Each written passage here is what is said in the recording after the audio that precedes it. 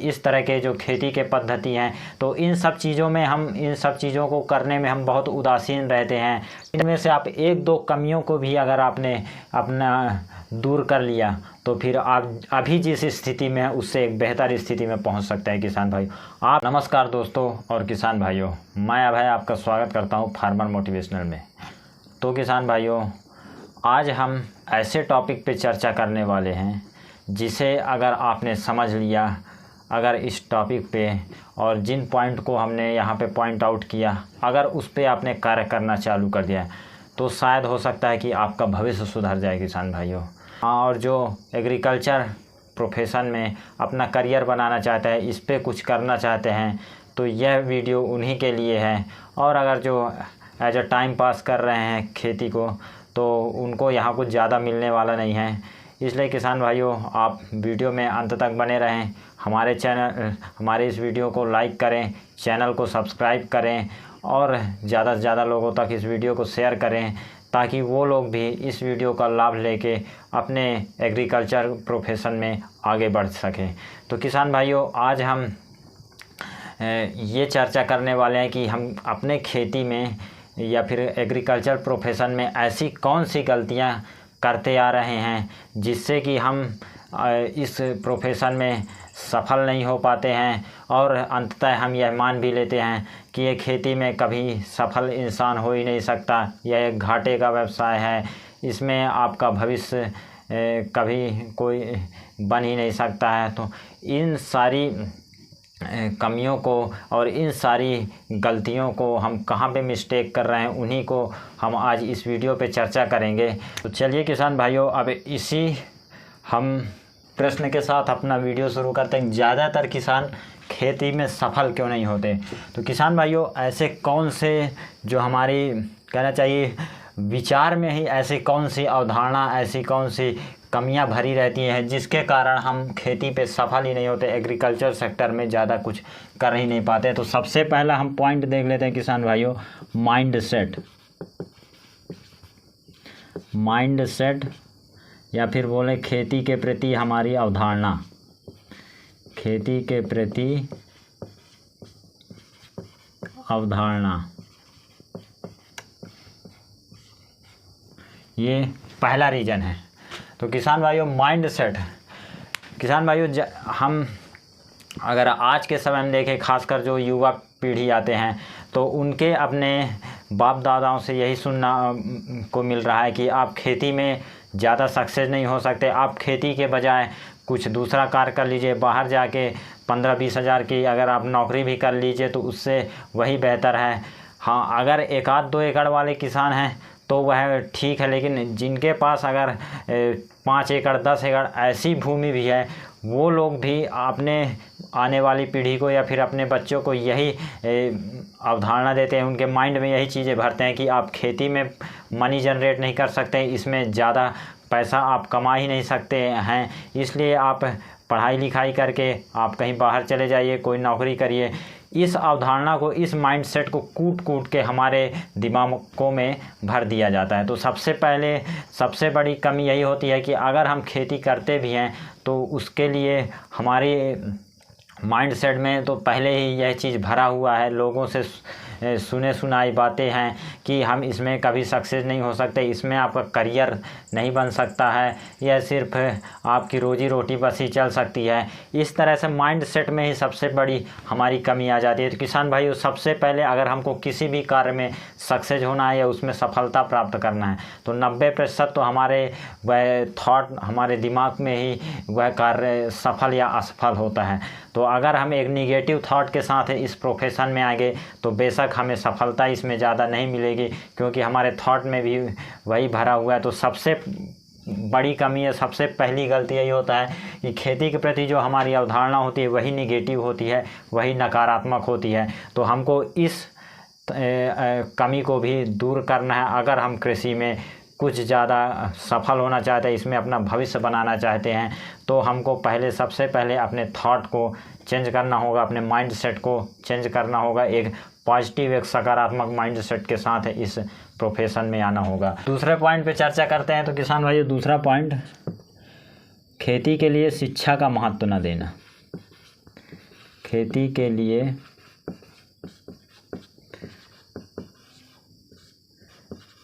शिक्षा का महत्व न देना।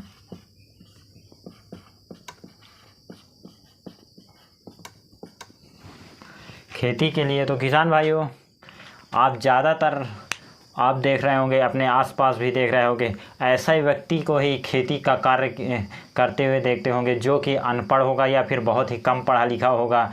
वह इसलिए उसके घर वाले भी बोलते हैं तुमने ज़्यादा पढ़ा लिखा नहीं तो चलो तुम खेती करो। अगर 2-3 भाई में अगर जिस भाई ने कम पढ़ाई की है उसको खेती के कार्य में लगा देते हैं और बाकी जो और होते हैं उनको बाहर कमाने के लिए भेज देते हैं या फिर कोई नौकरी की तलाश में। इस तरह से हमारा खेती के प्रति शिक्षा का तो महत्व एक भी नहीं माना जाता है। यह माना जाता है कि यह अनपढ़ों का व्यवसाय है।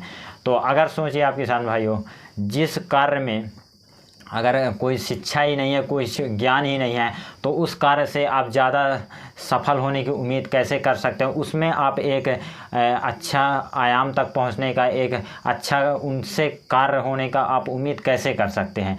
क्योंकि हर कार्य के लिए आपके पास एक समझ होनी चाहिए, उस कार्य को करने के लिए एक आपके पास इस तरह का ज्ञान होना चाहिए कि क्योंकि कृषि में भी नए नए इनोवेशन आते हैं, नई नई टेक्नोलॉजी आती है, नई नई पद्धति आती है और जो भी उनके कार्य में पोषक तत्वों के प्रबंधन, इन सब चीज़ों को जब तक आप इनके प्रति जागरूक न होंगे, इनके प्रति आपको शिक्षा नहीं होगी, तब तक आप इनमें एक अच्छा काम कर ही नहीं सकते हैं।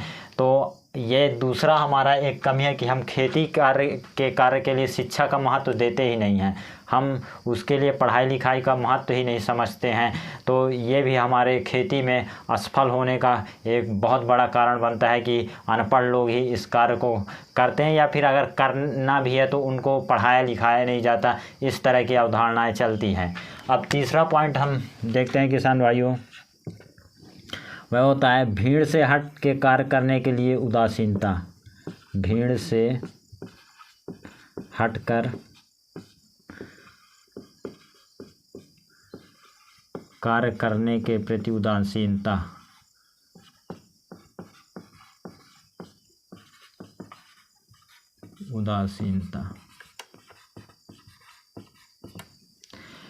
तो किसान भाइयों, भीड़ से हट के कार्य करने के प्रति, यह किसी भी अगर कोई भी किसान है तो उसमें एक बहुत बड़ी यही कमी होती है कि वह रिस्क लेने की कैपेसिटी या फिर कुछ अलग करने की कैपेसिटी उसके अंदर बहुत ही लो होती है।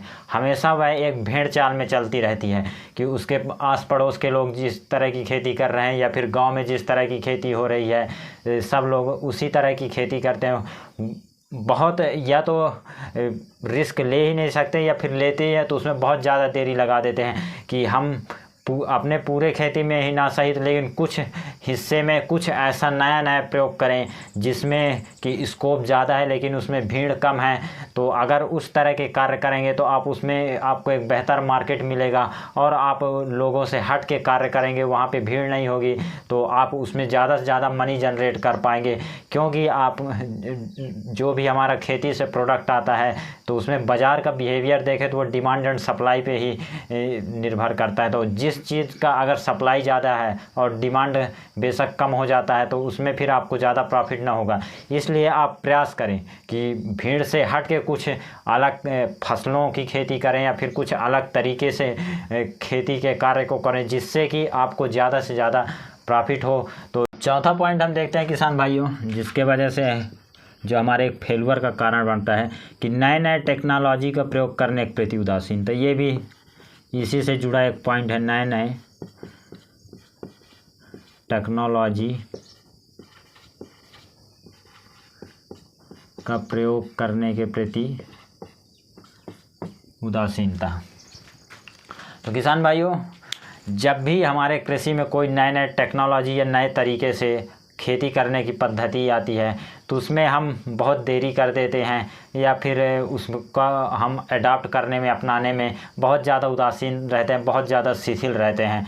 आप अनाज की खेती में देख लीजिए, धान में भी अगर आप धान की खेती कर रहे हैं तो उसमें श्री विधि एक अच्छी पद्धति है खेती के, लेकिन बहुत से कम किसान भाई करते हैं। सब्जी में अगर आप देख रहे हैं तो वही सामान्य विधियों से सब्जी लगाती हैं लोग। बेड बनाना भी लोग उसमें महत्वपूर्ण नहीं समझते, और मल्चिंग और ड्रिप सिस्टम इनका तो आप बात ही दूर है। फिर तो इस तरह की जो भी आती है अवधारणा, या फिर आपके बागवानी में आप देख लीजिए उसमें भी हाई डेंसिटी, लो डेंसिटी इस तरह के जो खेती के पद्धति हैं, तो इन सब चीज़ों को करने में हम बहुत उदासीन रहते हैं। टेक्नोलॉजी में आप, या फिर स्प्रे का सिस्टम आप देख लीजिए, जो स्प्रेयर है वो भी नए नए टेक्नोलॉजी आती है जिसमें आपका ड्रोन स्प्रेयर हो गया, इस तरह के स्प्रेयर सिस्टम हो गए, या फिर बहुत सारी ऐसी तकनीकी समय समय पे आती रहती है जिससे हमें उत्पादन के खर्चे कम होते हैं और उत्पादन अधिक मिलता है। चलिए किसान भाइयों, हम 5वां पॉइंट इसको देख लेते हैं। कृषि को अपने प्रोफेशन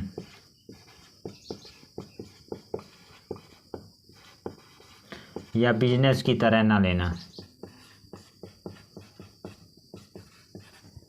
या बिजनेस की तरह ना लेना। अब यह कृषि को अपने प्रोफेशन या बिजनेस की तरह ना लेना, यह भी एक बहुत बड़ी कमी होती है ज़्यादातर किसानों में, कि वह कृषि कार्य को अपने प्रोफेशन, जैसे हम फॉर एग्जांपल आपको देते हैं, कोई व्यक्ति अगर कहीं भी जॉब करता है या नौकरी करता है तो उसको पर डे वहाँ 8 घंटे काम करना पड़ता है एकदम नियमित तौर पे। लेकिन अगर वहीं आप खेती करते हैं तो कहीं 2 दिन में, 4 दिन में, 5 दिन में खेत में जाएंगे, कुछ कार्य रहा तो किया आपने, इसमें बहुत ज़्यादा लापरवाही है। इस तरह से हम करते हैं। अगर हम जिस तरह से हमारे नौकरी पेशे में या फिर बिजनेस में, अगर इसके अलावा भी अगर आप कोई बिजनेस करते हैं तो उसमें अगर हम जिस तरह से सीरियस तौर पे एक पंक्चुअल एक हमारा टाइम सेट रहता है, टाइम टेबल, कि हमको इतने से इतने घंटे काम करना है, उस तरह से अगर हम खेती में भी अपना अप्लाई करने लगे, उसी तरह से शेड्यूल बना के कार्य करने लगे, तो हमको खेती से भी एक अच्छा इनकम होगा, हम भी इससे ज़्यादा से ज़्यादा मनी जनरेट करेंगे। लेकिन हम कृषि में इन सब चीज़ों के लिए बहुत ज़्यादा उदासीन रहते हैं। हमने फसलें बो दी, उसके बाद 4-4, 5-5 दिन तक घूम के अपने खेतों की तरफ नहीं जाते हैं। उनमें छोटा मोटा कार्य भी हम खेत के अंदर तो हम घुसना भी उसको ज़रूरी नहीं समझते हैं, क्योंकि हमको फसलों के विश्लेषण करना, उसमें क्या चल रहा है, उसमें कुछ कमियां तो नहीं आ रही है। इस तरह के सभी चीज़ों को हम बिल्कुल महत्व देते ही नहीं हैं, इसीलिए हम खेती में ज़्यादा कुछ सक्सेस नहीं हो पाते हैं किसान भाइयों। अगर आप एक बिजनेसमैन हैं, अगर वह कोई भी बिज़नेस करता है तो उसका एक एक रुपए का अपना हिसाब किताब रखता है, लेकिन खेती में भी आप देखेंगे कोई भी किसान भाई यह कभी अपना खेती के कार्य का हिसाब रखता ही नहीं। मैंने कितना खर्चा किया, अब मैं इतना खर्चा हुआ तो मेरा इतना रिटर्न आएगा कि नहीं, और अगर नहीं आ रहा है तो कहाँ पे कमियां हैं, कहाँ पे। तो इन सब चीज़ों को बिल्कुल हम इग्नोर करते हुए बस कार्य करते रहते हैं एक टाइम पास की तरह। इसलिए हम कृषि में ज़्यादा कुछ सक्सेस हो नहीं पाते हैं या फिर ज़्यादा कुछ कर नहीं पाते हैं। अब किसान भाइयों, एक 6वां पॉइंट हम देख लेते हैं, मार्केटिंग के लिए कार्य ना करना। मार्केटिंग के लिए कार्य ना करना। तो किसान भाइयों, यह जो 6वां पॉइंट है मार्केटिंग के लिए, इसमें तो किसान भाई कुछ ज़्यादा ध्यान देता ही नहीं है। बस उसने फसलें पैदा की, आसपास उसको जिस तरह से अगर कहीं कोई गल्ले में व्यापारी बैठा है उसके पास डील कर लिया, मंडी में गया, वहाँ जितना रेट बढ़ा जो मिला उसमें जाके डील कर लिया। कभी ना वह मार्केट के बिहेवियर का एनालिसिस करता है, ना ही उसके नए नए अवसर को तलाशता है, क्योंकि आजकल ऑनलाइन मंडियां भी हैं, उन पे वह जाता ही नहीं है। और इस तरह के नए नए जो अवसर है मार्केटिंग में, उसमें किसान को कार्य करने की जो रहती है हैबिट, वह एकदम जीरो होती है, उस पर वह कभी ध्यान देता ही नहीं है। उसको बस आसपास में जिस तरह का जो भी भाव मिल रहा है उसमें लेके बेच दिया, और फिर लास्ट में आके जब वह बोलता है कि मेरे को इतना लॉस हुआ, ये हुआ।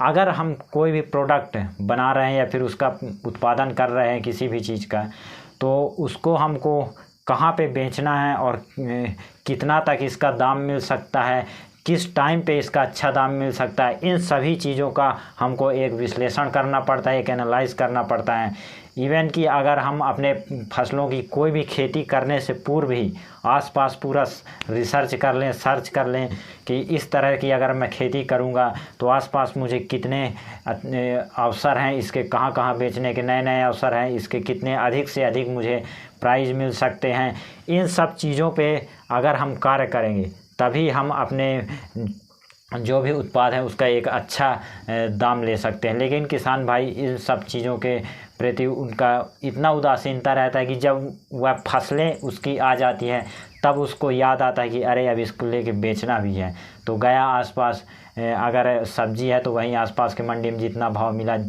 और ले दे आया, या फिर गले में अगर अनाज है तो उसको जितना मिला एक साहूकार को दे आया। इस तरह से वही अपने ट्रेडिशनल में चलते रहते हैं और वहाँ उनको उतना अच्छा दाम तो मिलता ही नहीं है। तो इस तरह की अगर हम कमियों को, इन पॉइंटों पे अगर हम विचार नहीं करेंगे और इन कमियों को हमेशा बनाए रखेंगे अपने एग्रीकल्चर प्रोफेशन में, तो किसान भाइयों हम कभी सक्सेस नहीं हो सकते हैं। इसलिए हम मंथन करें और इन पॉइंट पे जितने हमने 6 पॉइंट यहाँ पे आपको बताए हैं, ये ऐसे बेसिक पॉइंट हैं कि अगर इस पे आप सोच विचार के और फिर अपने खेती को करेंगे, इन कमियों को दूर करते हुए या फिर इन कमियों पे कार्य करते हुए, अगर इनमें से आप 1-2 कमियों को भी अगर आपने अपना दूर कर लिया तो फिर आप अभी जिस स्थिति में है उससे एक बेहतर स्थिति में पहुंच सकते हैं। किसान भाई आप एग्रीकल्चर को एज अ प्रोफेशनल एक बिजनेस भी ले सकते हैं, आप इसमें अपना करियर भी बना सकते हैं। बस आपको इन गलतियों को दोहराना नहीं है, इन पे कार्य करना है।